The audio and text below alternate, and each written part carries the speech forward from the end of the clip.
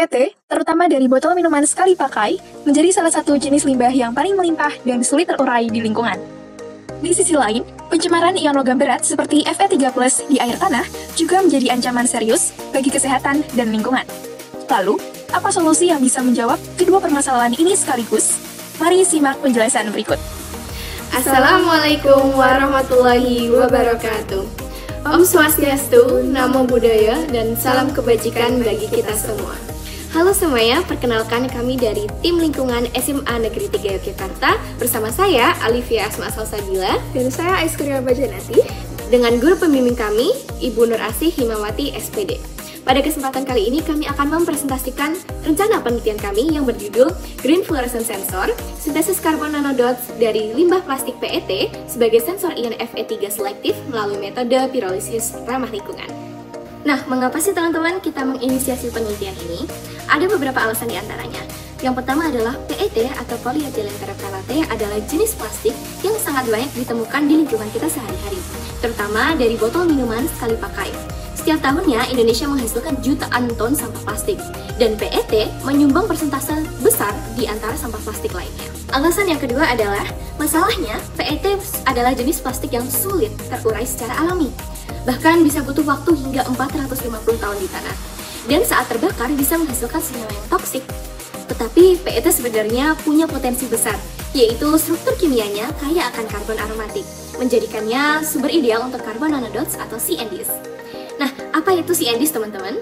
CNDs adalah partikel nano berukuran kurang dari 10 nanometer dengan kemampuan fluoresensi atau pendaran yang sangat khas.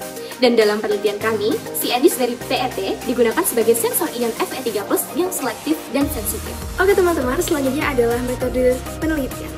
Metode penelitian ini dibagi menjadi 3 tahap. Tahap pertama adalah sintesis CND dari limbah PET menggunakan metode pirolisis pada suhu 350 hingga 400 derajat Celcius dalam kondisi tanpa oksigen, karena suhu ini cocok untuk bahan kering seperti PET dan menghasilkan emisi sulfur dan NOx yang rendah. Tahap kedua adalah karakterisasi CND menggunakan spektrofotometer UV-Vis dan spektrofluorometer untuk mempelajari sifat optis dan gugus fungsional pada permukaan CND.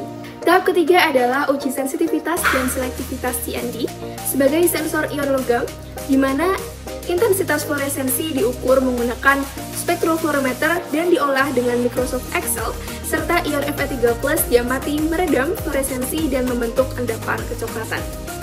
Selanjutnya teman-teman, kita akan membahas apa sih hasil dan data yang kami harapkan dari proposal penelitian kami. Yang pertama, teman-teman bisa melihat dari grafik tabel di atas, itu merupakan hubungan antara eksitasi dan emisi. Jadi pada data tersebut kami mengharapkan puncak emisi akan stabil di kisaran 460 sampai dengan 480 nanometer. Nah, lalu ada grafik yang kedua. Di sini kita akan menjelaskan hubungan antara intensitas dan waktu, dan dari grafik tersebut kami mengharapkan bahwa respons quenching signifikan saat ditambah Fe3+. Lalu data yang ketiga, seperti yang bisa lihat teman-teman di sini, kami mengharapkan terjadinya hubungan linear antara delta F dan konsentrasi Fe3+ dengan korelasi yang tinggi, yaitu korelasi di atas 0,99.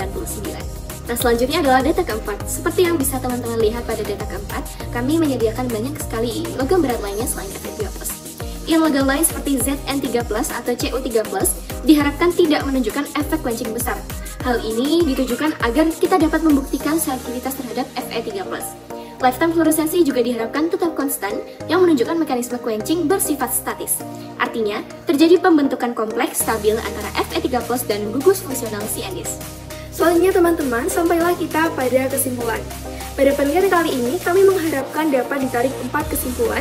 Yang pertama, penelitian ini akan mengubah limbah plastik menjadi sensor logam berat yang murah, selektif, dan ramah lingkungan. Yang kedua, diharapkan kami dapat membuktikan bahwa pendekatan pirolisis rendah bisa digunakan untuk menciptakan nanomaterial yang berguna. Yang ketiga, dengan pendekatan ini, kami tidak hanya menjaga lingkungan dari sampah plastik, tetapi juga membantu mendeteksi pencemaran Fe3+ di air tanah. Terima kasih. Wassalamualaikum warahmatullahi wabarakatuh.